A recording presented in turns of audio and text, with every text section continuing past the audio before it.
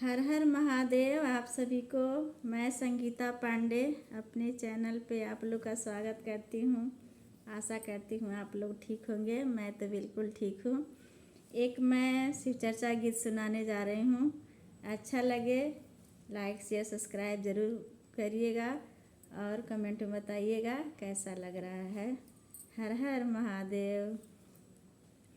डमरुआ बजावाए भोला, डमरुआ बजावाए भोला, शिशियन के भगिया जगावा, डमरुआ बजावाए भोला, शिशियन के भगिया जगावा, डमरुआ बजावाए भोला।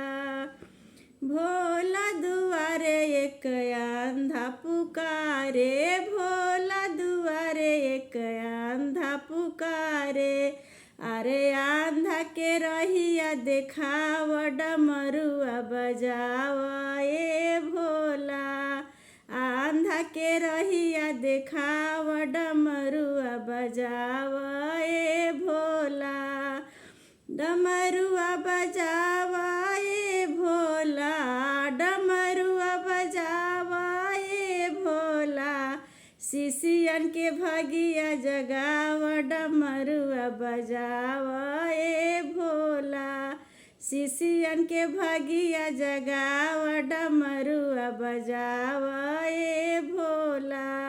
भोला दुआरे एक लंगड़ा पुकारे, भोला दुआरे एक लंगड़ा पुकारे, अरे लंगड़ा के रहिया देखाव, डमरुआ बजावा ए भोला, लंगड़ा के रहिया देखाव, डमरुआ बजावा ए भोला, डमरुआ बजावा ए भोला, डमरुआ बजावा ए भोला, शिशियन के भगिया जगावा, डमरुआ बजावा ए भोला, शिशियन के भगिया जगावा, डमरुआ बजावा ए भोला।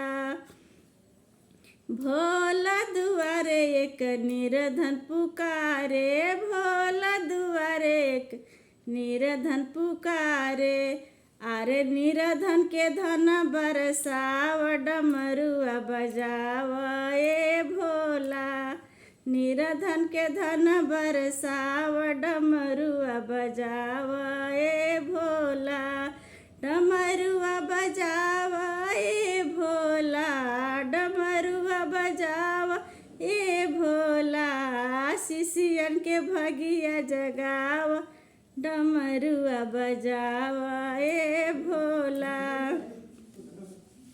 भोला दुआरे एक बाजिनी पुकारे, भोला दुआरे एक बाजिनी पुकारे, अरे बजनी के गोदी, अरे बजनी के फूल बरसाव, डमरुआ बजावा ए भोला, बजनी के गोद भर दी, डमरुआ बजई ए भोला, डमरुआ बजावा ए भोला, डमरुआ बजावा ए भोला, शिशियन के भगिया जगावा, डमरुआ बजावा ए भोला।